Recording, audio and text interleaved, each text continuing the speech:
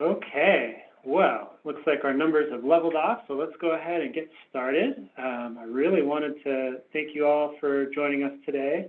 Our workshop today is on equity and adapting transportation infrastructure to climate change. My name is Mike Centetos. I'm the Policy Director for the National Center for Sustainable Transportation at UC Davis. I'm one of the organizers of this workshop, along with my colleague, Juan Carlos Garcia, from the UC Davis Policy Institute. The workshop is part of an occasional series that we're organizing with support from Caltrans. And the purpose of the series is really to share academic research and build understanding among Caltrans staff on a variety of environmental sustainability topics, and then to facilitate a dialogue among you all, among Caltrans staff, on how the research can kind of inform your work and inform the direction that the department takes on some of these challenging issues. So today we're focusing on the intersection between two different important priorities for the department, climate change adaptation and equity. So I'm going to just quickly show you the agenda so you have a sense of what to expect. Hopefully that's shown up for everyone. So we're going to have a series of 4 sessions. The first is going to be kind of a foundational talk, kind of setting the stage for the rest of the workshop. We're then going to have a series of 2 research presentations, kind of providing the academic perspective on these issues. And then we'll follow that with a series of, what's the word I'm looking for? A roundtable among several different practitioners from regional governments and from a think tank that I think will be really interesting. And then we're going to switch over to the Zoom meeting instead of the Zoom webinar. That will be the exciting and challenging part of this workshop, making sure we all make it over there, for a series of small group discussions about what we heard today. And we're going to break into small breakout rooms with a facilitator and a note taker to do that. And then we're going to close with a short wrap up. And we will, as you'll see in the schedule, have short breaks between each of these sessions. Just a couple of technical reminders. If you have any issues with audio or whatever, you can use the chat box and send a message to the host, and we'll try to help you out. You can also send me an email. My email address is up there on the screen, and I'll see if I can help you. We're going to have, like I mentioned, a series of small group discussions later in the day, but we do really want to make this workshop interactive all the way through. So we'd really encourage you to use the Q&A box to ask questions during the presentations. You'll find that at the bottom of your screen on the Zoom platform. Please type your questions in at any time, and we'll have time for Q&A with the speakers at the end of each of the sessions. Okay, I think that does it for logistics. To kick things off, I believe we're going to be joined by Jeanie Ward-Waller. Well, I'm not seeing her. Is Jeanie, are you there? Okay, maybe not.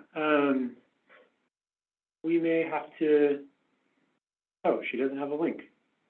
Okay. Well, let's go ahead, oh, she's in, okay. We'll give her a second to get squared away here. Following Jeanie's talk, we're going to hear from Dr. Eric Chu at UC Davis, and he'll give kind of our opening lecture. But we did want to hear first from Jeanie Ward-Waller, who's the Deputy Director of Planning and Modal Programs at Caltrans.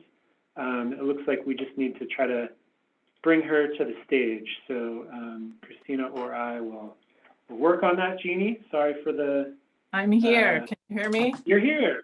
Hello. Yes, thank you. Our apologies. So I didn't have the right link, and so I was just in as a participant. Oh, and it says that I'm Tyler on my, Tyler sent me a link, so I'll have to change my name on my screen there. Good morning. Hang on, let me switch. There we go. All right, now I can see people. Good morning, everyone. Sorry to be late and for my technical challenges. Super excited to be here for this event today, talking about equity in climate adaptation. These are both super important issues at Caltrans, and we are really at a point where we are trying to bring our focus on people and particularly on underserved communities that are more vulnerable, together with the work that we've been doing on climate adaptation. So you may be aware that in about the last year, we issued an equity statement and also updated our department strategic plan to make equity one of our goals, values, and strategic imperative woven throughout our strategic plan. So we are, very much at a point in transportation, but I think in California, we're really on the leading edge of this, of acknowledging the impact of the transportation system historically on communities of color and low-income communities, and really, poised to do something significant to change that historical legacy, to make sure that transportation works for everyone, and also that it's not disproportionately burdening certain communities. So that focus on equity, we want to really bring together with the climate adaptation work. I see Leah Fisher here, who is our office chief over our climate change program in our planning division. I'm really excited to have Leah on the team. Over the last several years, we have done quite a bit of planning around climate adaptation, looking at the climate risks to the state, a number of climate risks, wildfire, of course, sea level rise, precipitation, several others, and analyzing the system, the transportation system, for where those vulnerabilities are greatest on our system. So we're at the point of really wanting to operationalize that planning work, and lucky to have some federal money that we can bring to bear to really implement changes to make our system more resilient. But that is not just a matter of looking at the infrastructure. Of course, it's a matter of looking at the communities at each end of the transportation system and making sure that we're prioritizing addressing the vulnerabilities to the system in a way that also is prioritizing the communities themselves and their needs, and making sure that communities that are most vulnerable to climate change have a robust transportation system when they most need it. So that's the focus of this panel today. Really excited to bring everyone together to hear from the experts that are going to be speaking on the agenda, and hopefully have lots of time for discussion and engagement. But Caltrans, looks forward to more leadership in this area, more collaboration with UC ITS, and just appreciate everyone's time being here today. So Mike, am I passing it back to you? Yes, that would be great. And thank you, Okay. Jeanie, for those words to kick us off. So we're going to continue with our first session here, and I'd like to introduce our first academic speaker, Dr. Eric Chu. He's an assistant professor of community and regional development at UC Davis, and he studies how local governments and communities plan for and adapt to the impacts of global environmental change. So very timely with what we're talking about today. So Eric, I'm going to go ahead and share your slides, and you can let me know if you see them. And if you can, then go ahead and kick us off. Great. Thanks, Mike. Thanks, everyone. It's nice to see everyone. Thanks for having me. I guess my main objective in the next half hour or so is really to give a quite high level / general overview of why thinking about equity is important / necessary in planning for climate adaptation and resilience. This is a field that I've been working in for the past decade or so, ever since the beginning of my PhD. And so I have some insights. I am a planner by training, but I am by no means a transportation expert. And so I think my objective here is to maybe offer up a little bit of history, offer up a few concepts, although I feel like many of you will have that in your back pockets already, but maybe also to raise some important questions for you to consider when planning for equitable transportation in the context of climate change, risk impacts, and adaptation, and hopefully kickstart a conversation for your day today. And ideally, I will have raised some questions, hopefully some answers, although probably not. We're not going to get there right away. All right, so if you can send me to the next slide.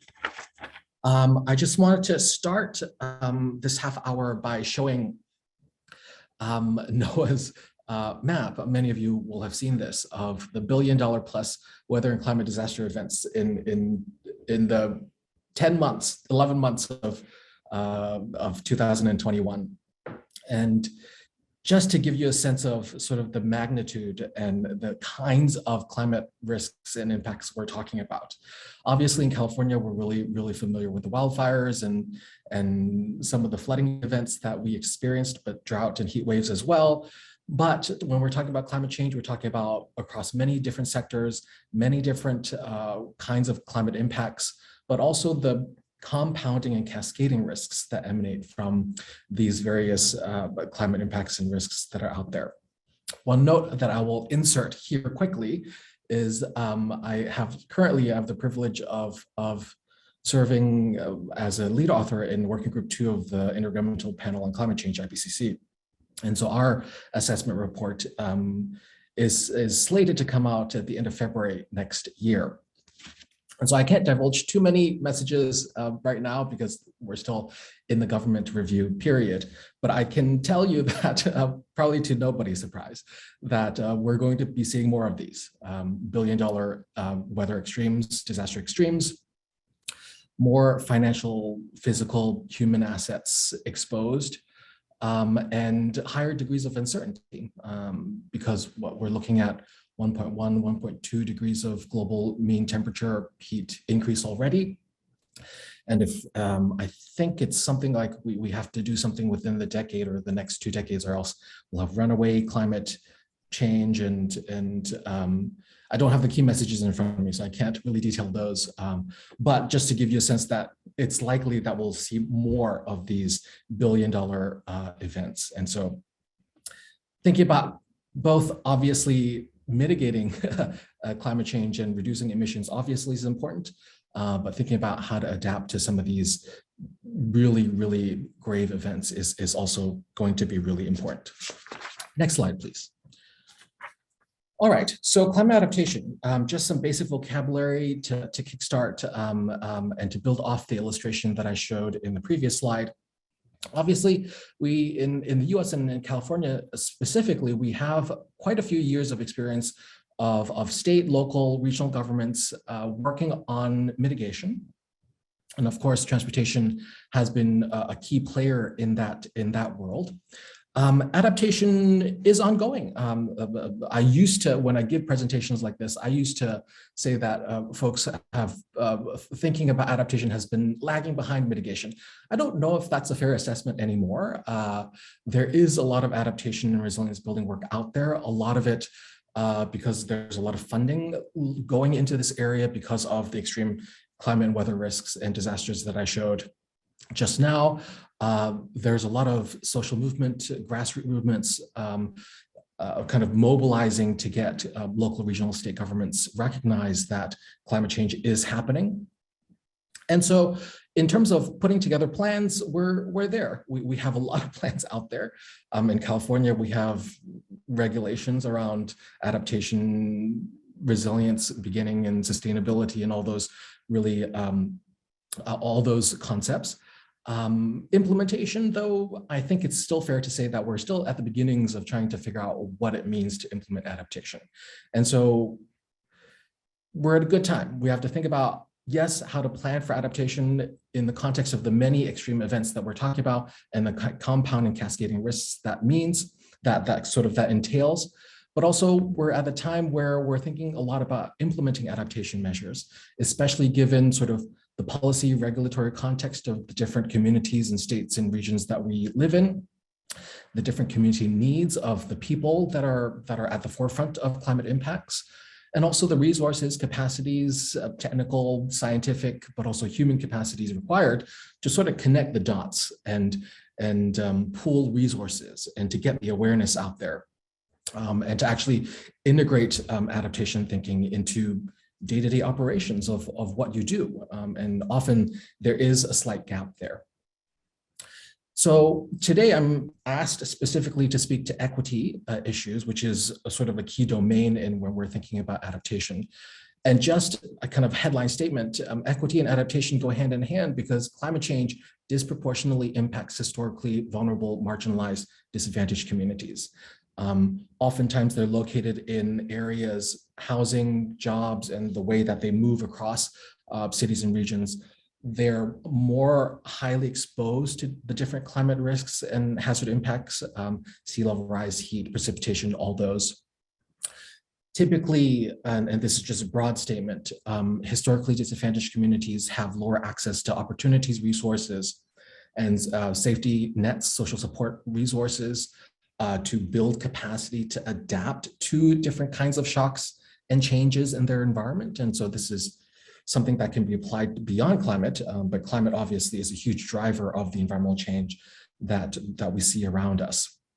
And also finally, historically disadvantaged communities typically have lower access to state, private, but also social resources around supporting and around pooling resources, around healthcare, around food, healthy food access, all these things that sort of go into adaptive capacity. They typically have lower resource and services access to those. And I'll go through a little bit of history of trying to unpack why that is. And then since I'm a planner, I typically think about adaptation as sort of a policy, but planning, also planning strategy. And so I'll, at the end of today's talk, I'll touch on some emerging strategies for how to do that and how cities, states, and regions are sort of trying to lead the way in thinking about what equitable adaptation looks like. Next slide, please. All right, so then hopefully in the next 20 minutes, I'll touch on 4 different kinds of sources of inequality in climate adaptation. Obviously, they're related, but hopefully it'll give you a good high-level overview of the drivers of inequality and sort of how they relate to each other and how they sort of speak to distinct ways of framing the problem itself, but also strategizing how to deal with those from an implementation standpoint. So I'll start with talking about unequal exposure to climate hazards, and then we'll go down the list and talk about kind of regional transboundary and spillover issues. And hopefully that won't take too long. Next slide, please. So this is the first slide on unequal exposure, which is something that's pretty obvious to all of us, and I've sort of spoken to this already. I sort of just picked a slide that I've used in the past on New York City. New York City has a fairly robust city-level climate change assessment program, and it's a fairly broad-based kind of science-led policymaking process. Some of you may be familiar with it. And so New York City often is an example that I raise quite a lot because they have a lot of data and science out there. So it's really obvious to sort of bring those in, although New York City clearly is a very unique context. So unequal exposure. These are 2 maps, projections looking at sea level rise and urban heat, concentrations of urban heat exposure. And so what you see is that just looking at the land itself, the urban formation of the geography of the place, you already see that some places are more exposed to climate risks and impacts than others.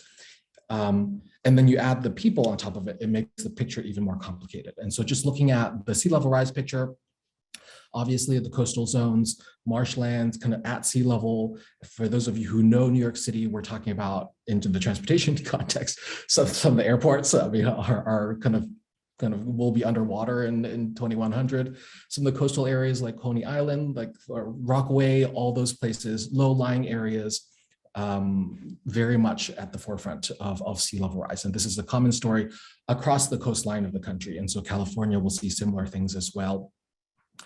And then on the right-hand side is a heat map, and we see very high concentrations of very high daytime heat in particular neighborhoods, obviously neighborhoods that have very dense built up footprint, areas that have a lot of concrete, for example, and not a lot of green space or blue areas to sort of mediate that heat. Again, roads and airports show up. You do see those, and then also areas with a lot of dense buildings, but also with very few trees in between. Those are areas that come up as very highly exposed to extreme heat as well. And so what you see here is actually, if you overlay the demographics, but also sort of the income maps that you get from the census onto the New York City map of heat here, you see that in fact the red and orange areas correspond to lower income areas, because those are the areas that have the fewer trees, the building quality is lower, and so all the air circulation, all that air quality tends to be lower in historically disadvantaged communities already. And so one can say that that's the same story across many of our cities and communities across the country. But this is just a quick New York City map, just to sort of implant that image and these color schemes in your head. Next slide, please. This is California. We have, again, very good data sources, a lot of really good scientists, a lot of great people in the state government, but also in our universities, trying to sort of assess exposure and impacts to climate change, but also add that human component onto these climate maps. And so this is where the idea of vulnerability comes in. It's how much a place and a community is exposed to different kinds of climate risks and impacts, like fire, air pollution, sea level rise, heat, but also layer on top of that how sensitive and how vulnerable those people who live in that place are. And so sensitivity, vulnerability has to do a lot with what's class, income. And unfortunately, in this country, all those things are heavily correlated with race and ethnicity as well.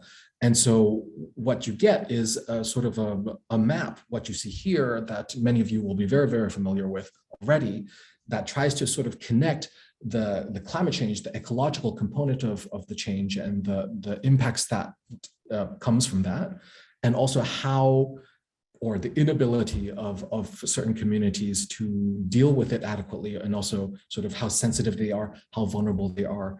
And so coming up with a score, just a quantitative score to show you where these communities are. And obviously all of us are familiar with California, and we sort of know these red and orange places that you see here on the map.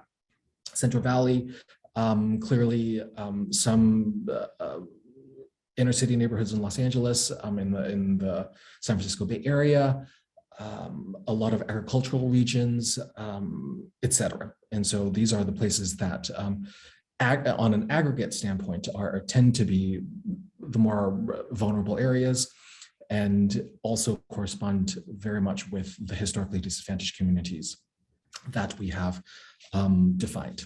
All right, so the second source of inequality I do want to talk about is sort of building off that unequal exposure point and vulnerability point to try to explain a little bit why these vulnerabilities exist the way they are in the first place. And so and this is in the news a lot, and so I just wanted to sort of give an example here. And it's by no means the only source of structural inequality that we see in our communities, but it's a very big driver. And so the idea here is to open up a conversation around how to deal with this and to understand the history of it. But the point here is we talk about with this example of redlining is very much often talked about because of the unequal exposure, unequal distribution of vulnerabilities.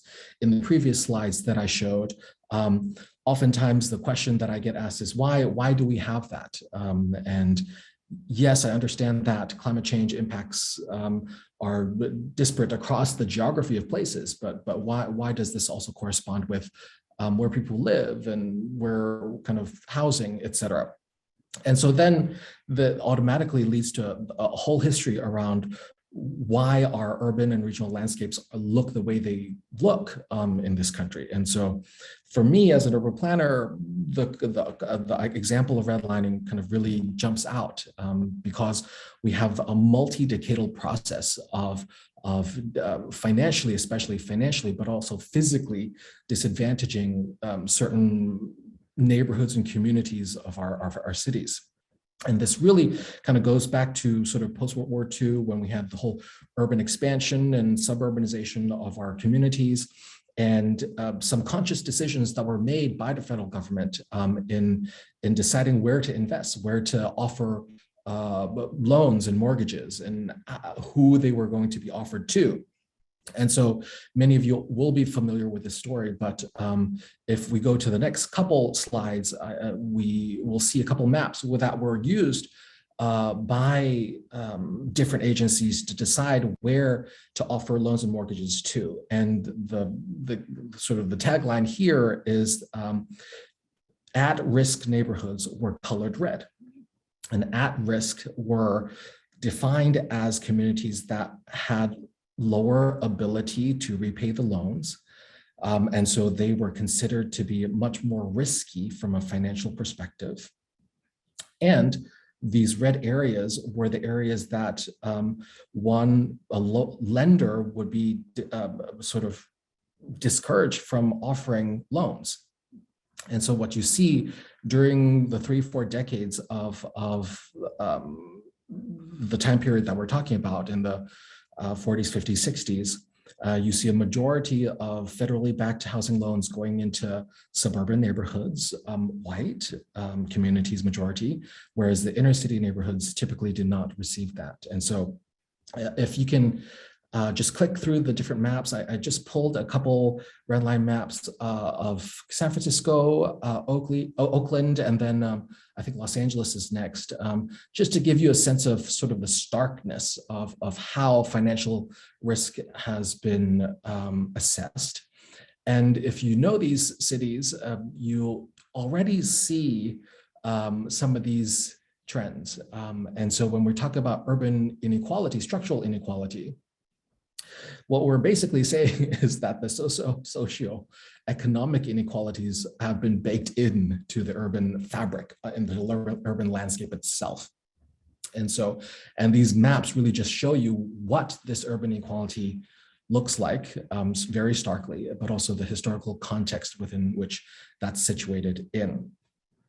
And so I'll kind of not dwell on these maps just to show you that this exists, and just to kind of plant the seed that, well, the reds here that you see here very likely correspond to the reds of high exposure for climate change in a couple maps earlier that I showed. And so we're starting to bring together this sort of entrenched social economic inequality that is very much income, tied to income, so low income, but in this country, in our cities, low income very much is often Black communities of color in California, Latinx communities, et cetera, because those communities have been historically disadvantaged from the workplace, from education, from healthcare access, healthy food access. And so we have a convergence of racial inequality and income inequality. All right, so the next slide here is just to highlight this process, this convergence process that I was talking about. This historic disinvestment in neighborhoods leads to, we know, the physical disintegration of neighborhoods as well. And so this is what you see here is sort of a schematic that I show undergrads just to give them a step-by-step process of what happens when sort of property prices go down and property taxes go up because cities have to compensate for an inability to fund their services. And when there is no more property tax, when nobody can pay property tax, then the environmental quality of the place disintegrates. And so this is a process that many of you I will know very well. But for undergrads, this is slightly eye-opening. And so the point of this slide is to really show in the red areas that we saw in the redline maps earlier, it's a multi-year, multi-decadal process of environmental degradation of the space as well. Where we have lack of upkeep of housing, lack of upkeep of roads, we start to see sort of lack of supermarkets, for example, food deserts. All that is sort of linked up to this story. And then you add climate change on top of that. Obviously, these neighborhoods that are economically disadvantaged, that also over time experience environmental degradation, these are the neighborhoods that have lower adaptive capacity, lower capacity to adapt physically, socially, economically to climate change. This is what you see in the next slide. This is the fairly recent, I think it was published last month. Los Angeles County had a climate vulnerability assessment published last month. Many of you may be part of it, and so I might be talking about something that you know already. But what they did was, again, look at how, social vulnerability across census tracts in Los Angeles County.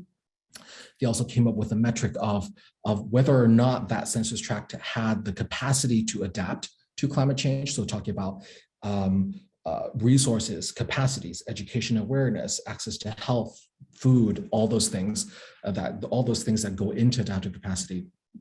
And what you see here is all the highlighted census tracts are the areas that where you see high levels of social vulnerability and also low levels of adaptive capacity. And those are very often those historically disadvantaged neighborhoods again. All right, next slide, please. Let's move on. And so the state of California knows this. We know this from an academic standpoint.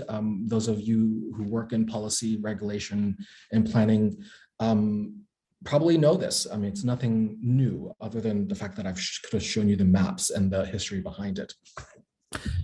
Again, I will say that this is not a common perspective. California is very much sort of at the forefront of thinking about equity, vulnerability in the context of race, class, economics, and also climate and environment in this case. I would have a much harder time having this conversation in other places across the country, let's put it that way.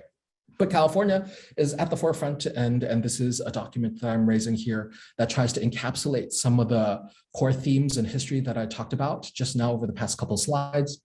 It's a document that was published in 2018. Many of you will have consulted or read this already, but just to bring it back up, the governor's office, Office of Planning and Research, and I think Leah Fisher, you might have drafted this. Somebody or colleagues of Leah and others will know this very well, but just to kind of pull out some of the big points that emerge that speak to some of the things that I was talking about earlier. This document on defining vulnerable communities in the context of climate adaptation. Thinking about climate vulnerability, we have to think about existing inequalities institutionalized, so the entrenched multi-year entrenchment of inequalities in our spaces and our communities, the physical state or the condition of the places that increase vulnerability, so the processes that I was talking about before, and the poor environmental conditions of those places and the lack of investment of the places. And so vulnerability is very much tied to all these things. And in our communities, it's income, race, obviously ethnicity, and immigration status, and all those things are very much sort of part of this picture. All right, next slide, please. So let's move on to something a bit more procedural. The third point in my introduction slide of kind of a driver of inequality, moving away from kind of talking about entrenched structural inequalities specifically, but looking at sort of participation and inclusion in processes. Obviously, historically disadvantaged communities have a tendency to not to participate in the planning processes as much as we would want / they should. And so I'm just here putting up a table of sort of thinking about participation and inclusion and equity in that sense, and the drivers of non-participation. Obviously, a lot of it, if you look at this table, a lot of it is through minority groups being structurally disadvantaged, intergenerationally disadvantaged in education, in access to decision-making arenas, in access to sort of awareness, all sorts of different awareness campaigns around climate change. But also we do have a tendency to focus our participatory efforts on sort of communities that are much more engaged, much more aware, and who will actually come to our public meetings, for example. And so that leads to inequities in sort of voice representation and who's included in the planning process. And so again, structural entrenched inequalities makes its way into something that's very operational, intangible here. This is a table that me and some researchers put together. We were a part of a project that was trying to survey climate adaptation plans across the country. So really taking a broad view of, yes, you may recall that I talked about cities across the country are beginning to take on adaptation in their planning documentation. And so our question was, we wanted to see what that looked like and what they were actually talking about and what they were actually planning to do. And so if we just take this slice on the next slide here of the participation lens of equity, we see that there's a lot of outreach, public education campaigns, a lot of sort of advisory groups, stakeholder committees, community workshops and planning meetings. And so there's a lot of bringing folks together happening. However, if you jump to the third rung here is that participatory processes that try to tackle straight on the historically entrenched forms of racism and socioeconomic inequalities, those are not quite there yet. We do see some examples of that. We do see some kind of climate resilience and racial reconciliation forums popping up. Boston, for example, San Antonio, although some of you will know the San Antonio case and will contest beyond that, because they do talk about it. Whether or not they actually do something about it is the question. And so the idea I'm trying to move the conversation here is that structural inequalities and climate change exist. Planning processes are trying to understand what that looks like and how to actually tackle that head on. What we're seeing then is a lot of kind of outreach type things. We have an increasing awareness of trying to redistribute services. And so we do have strategies coming up that focus on low-income housing, for example, community empowerment, youth empowerment, vocational training in historically disadvantaged neighborhoods, offering weatherization, energy assistance to lower quality housing, for example, improving health service access in historically disadvantaged neighborhoods, putting in cooling centers. We have that. Some communities have that. We have an awareness that those are important things to put in some of these neighborhoods. And also the anti-displacement work, because the more environmentally beneficial goods and services, quote unquote, that you put into a neighborhood, the more expensive that neighborhood becomes. And so what you have then is a gradual displacement of the people that you intended to serve. And so that's a whole different story. But those things are being put in place, variable progress across the country. But and so we're sort of chipping at the addressing entrenched socio inequality problem that I highlighted earlier, although we still have a lot of ground to go. Although many of this history and these inequalities are making into the rhetoric itself, which is good news in itself. And so I guess that the thing that I'll leave you kind of pose here is what are the kinds of strategies, what are the kinds of plans and regulations from a transportation perspective that sort of translates some of these high-level ideas into relevant things that you do on a day-to-day basis. All right, next slide, please. And so the final, I think the fourth, it must have been the fourth source of inequality is the transboundary, the spillover effect. And luckily I only have some more pictures, fewer text. And so hopefully I can do this in 5-10 minutes. Climate change, in this case, sea level rise that you see in front of you with the map of San Francisco Bay, is a transboundary issue. And so far I've been talking about communities and neighborhoods in their unique sort of static sense, but obviously that's really not the case in how regional systems work. And so And we know this, sea level rise is the classic example that I'm just raising here to think about. How do we plan for climate impacts regionally? And how do we account for spillover effects when we have jurisdictions that are smaller than the region and jurisdictions that have resources and capacities that are different from their neighboring jurisdictions? So how do we sort of coordinate and integrate planning for something like sea level rise in a way that takes care of the ecosystem level, the bay itself, but also the regional mobility and the transfer of goods, the pathways of how people move across the region? How do we take that into account as well? Next slide, please. Just to zoom in on the South Bay, some of you probably are there right now, but this is just a quick, because we've been reading about so many problems in the news about supply chains and all that. And so this is something that I thought to just insert here. South Bay, many of our key financial kind of business assets are located along the coastline.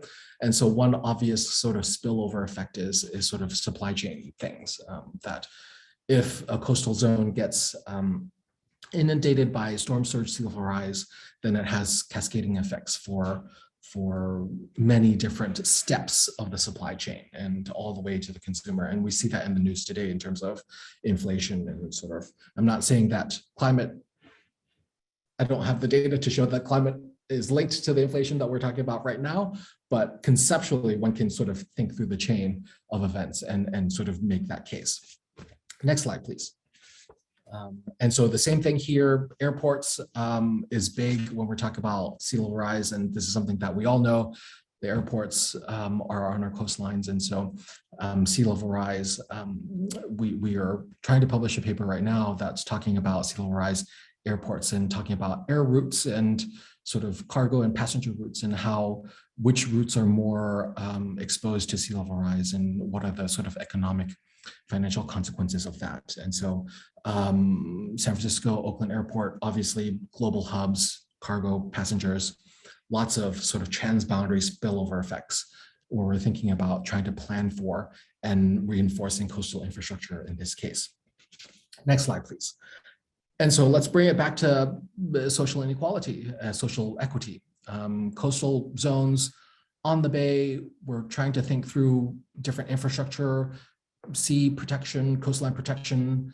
Obviously, the question then becomes who pays. Obviously, very often it's the wealthier, more well-to-do areas that can pay for coastal infrastructure to protect themselves from rising sea levels. The question then becomes what happens to the neighborhoods that are also on the coast that are unable to pay for that, or are being subjected to protective infrastructure, which is great, but then that protective infrastructure increases the real estate prices of the place, then leads to displacement of the original inhabitants of the place. And so even when we're talking about regional plans, regional efforts to coordinate sea level rise, yes, there's obviously kind of important physical assets that we are trying to protect, but there's people in it. There's people who live and work in between. And so who gets to benefit from those protections then becomes a very, very key issue. And whether or not the communities that we are prioritizing, or we should be prioritizing, the frontline communities are actually benefiting from some of the infrastructure and services that we're putting in to deal with some of these impacts and effects. All right, next slide, please. Let's try to wrap up. Maybe I'll skip this slide because I've been talking about the planning process already. Let's move on to the next slide, which is sort of my attempt at planting the seed of how do we actually operationalize equity and justice in the work that we do. And this is a slide that actually shows the limitations of our work in trying to tackle some of these things, but we could probably flip it around. What is the role of Caltrans and other state agencies in addressing the spatial unevenness of our communities and neighborhoods? What is the role of Caltrans in coordinating strategies across regions? What is the role of public agencies in sort of thinking about funding, thinking about prioritization, thinking about servicing particular historically disadvantaged neighborhoods? Because we know that Adaptation itself, yes, it's about adapting to future climate impacts, but the capacity to adapt has to deal with how exposed a particular community is, the history of how vulnerable that community is, and also whether or not the community has access to necessary services and infrastructure to build the social networks, to build the capacity, to build the knowledge and awareness to be able to adequately respond to climate change, and the kinds of funding, regulatory, infrastructure service support that comes from outside, whether state, regional, local government or not. Next slide, please. And so the next couple slides, I think I just have one more after this, is criteria, priority ideals that exist out there. There are a lot of NGOs, nonprofit organizations, civil society organizations, grassroots movements that are really focusing on identifying priorities for how we deal with climate change. And I'm just going to raise a couple here. Priorities is investment in frontline communities, communities that are exposed, disproportionately exposed to climate impacts, but also historically vulnerable because of their income kind of demographic and the environmental conditions of the place.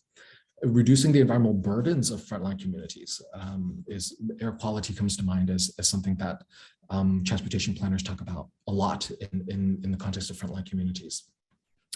And then health is something, obviously, during COVID, is something that many of the NGOs talk about from an equity standpoint.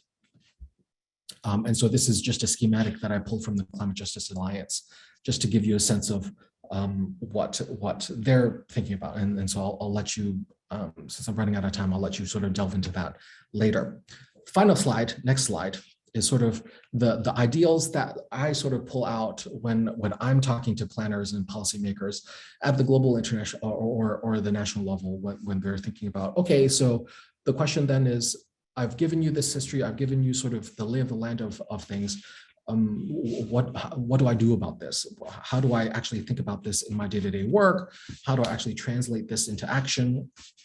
And obviously, there's no one-size-fits-all option here. It's really doing your background work and understanding the place and trying to be sensitive about the context and the inequalities that are existing in your place. But there are principles out there, and I'll sort of leave you this list for discussion. Integrated approach is important, thinking about compound cascading risks, but also across regions, across boundaries, across social structures, prioritizing frontline communities in your work, using the best available science and building adequate, inclusive, representative partnerships that try to tackle these historically entrenched inequalities in our social fabric. I'm going to go down a little bit, but this ecosystem-based approach is something that's emerging. A lot of us will have heard of nature-based solutions. And one tidbit that I can drop is in the IPCC assessment coming up report that's come, the working group 2 report that's coming out in February. Nature-based solutions is going to be talked about a lot. It's sort of the popular phrase to use right now to think about. And so we'll go with that for now. And then the co-benefits, the mitigation, adaptation, resilience, sustainability co-benefits. How do we actually think about those in a robust way? But also the last point here is to make sure that we're actually doing the things that we're saying in terms of addressing vulnerability, building adaptive capacity in frontline communities, and tackling entrenched socioeconomic vulnerabilities and inequalities. So having adequate indicators and metrics to actually benchmark our progress going forward and actually doing some of these things rather than just giving high level words around doing this, which a lot of agencies are doing, which is a great first step, but actually doing it and translating that high level rhetoric into actionable things, something that is actually done is also really important. And having monitoring and evaluation system to capture that is also important from just benchmarking process kind of improvement, but also so that other places can learn and can figure out what it looks like for them, because there's a structured process. Because just circling back to my original point, we in California are much farther ahead when thinking about equity and climate adaptation than many other places. And so that's important as well. All right, that's it. I think I went for 35 minutes. I think it's okay. I don't know if that was helpful, but hopefully it sort of raises important questions. Thanks. Absolutely. Thank you so much, Eric. We do have a couple questions coming in, and we can spend some time getting into those, hopefully. So, and thank you for just kind of setting the stage for the rest of what we're going to be talking about today, especially this guiding principles at the end, I think is really helpful for me. First off, maybe we could go back to your discussion of redlining and kind of how these structural inequities have been baked into our communities. And I'm wondering if you can kind of help us draw a more concrete link between that history and climate vulnerability today. And maybe you could give a couple examples to make that connection a little bit more real. Yeah, sure.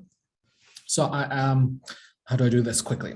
So we have in the sort of post-World War II housing boom, what the boom sort of rests on population growth, both kind of natural population growth, but also migration from the South for much of the Northeast and Midwest in particular.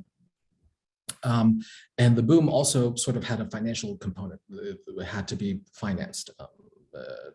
The GI Bill comes to mind, where there was a lot of money there, but also loans, and so the decisions around where to give loans was an important question to ask. And so if you think about that, back then there was obviously sort of race element in whether or not people perceived particular groups to be more risky in terms of loan, but also there were neighborhoods because of the concentration of minority groups that were kind of wholesale considered to be risky. And so that's where the redlining maps come out, as it's sort of, basically it's the maps were supposedly sort of financial risk, but in effect, they were about they were racial maps in that sense, if you take it kind of very generally. That the red squares, red polygons, were more often than not the minority neighborhoods. And so there was sort of that element. Over time, because of the lack of investment in those redlined neighborhoods, you see over time infrastructure degradation. Because there's lack of investment in that neighborhood, the schools lacked investment, roads and services lacked investment, different kinds of supermarkets started over time because those communities were not of high enough income to pay for those services left. And so what you get is, after 30, 40 years of that, is that the redlined neighborhoods then become the neighborhoods of poor environmental quality. Fewer trees, fewer healthy supermarkets, fewer hospitals and health services. And so that then has a direct link to lower adaptive capacity, because the argument that I made earlier is trees has a huge mediating effect for urban heat islands. These historically disadvantaged low-income neighborhoods don't have trees because there was no point. Lack of health access. These communities, over time, higher levels of unemployment, lower access to healthcare resources. And so when a heat wave hits, not only are they more exposed to heat in that case, they also don't have any health services to turn to. And then on top of that, because they were living in areas that only had food provided by convenience stores and no larger grocery stores, they also had, at a community-wide level, lower health indicators. And so that's the compounding effect then of why these communities are more vulnerable to heat in particular, and how that's tied to the history of housing policy in this country.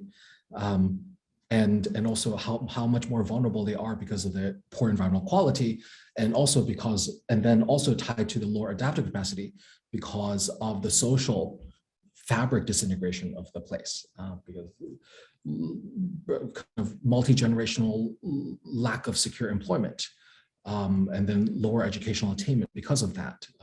It said all those contribute to a breakdown of social fabric. And so adaptive capacity, a lot of it has to do with sort of social support, social networks. When you don't have that, that's an indicator of a lot of vulnerability.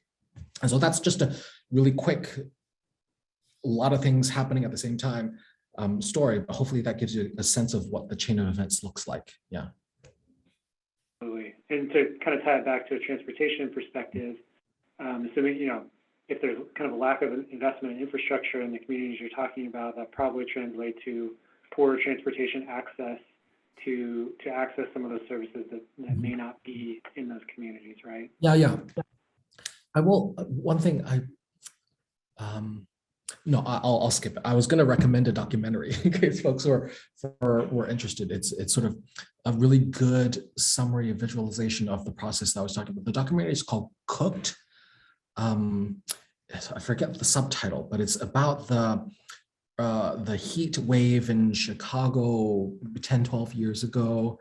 And it sort of made a correlation with the higher heat exposure, the deaths of people from the heat wave sort of 100% correspond to zip codes of South Chicago, for example, of African-American Black neighborhoods.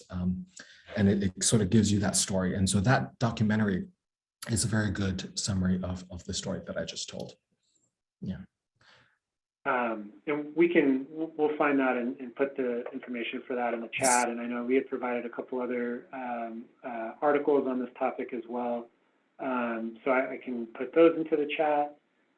Maybe we'll squeeze in one more question. We've got a couple more, and I think some of these we'll try to get to in later sessions. Yeah. But Eric, I mean, just to kind of help people wrap their brains around the immediacy of this issue, some of your slides had modeling and showed kind of projections of sea level rise out to like 2100. Can you just talk about the time frame in terms of like when we're going to be kind of experiencing some of these impacts and kind of what that means for like work going on today? Okay, when we're talking about that's a question that we need to be asking right now, because we're doing, some of you may be part of the National Climate Assessment, the 5th cycle now. And so we're thinking through the timeframes as we speak. And so, so I don't have an answer there. We typically think about mid-century, late century, and a lot of different scenarios. And so there's a lot of uncertainty. There are scenarios that are sort of aggressive mitigation action that we're looking at like a 2.5, 2.6, all the way to no kind of action right now. Then we're looking at 4.5. And so that's a huge difference, right? That we're talking about multiple inches of different sea level rise, for example. And so, no, I mean, we sort of jump around in terms of time frame and the scenarios. And so time frame, that's the challenge. I think I'll leave it at that for planners. The scenarios is a challenge.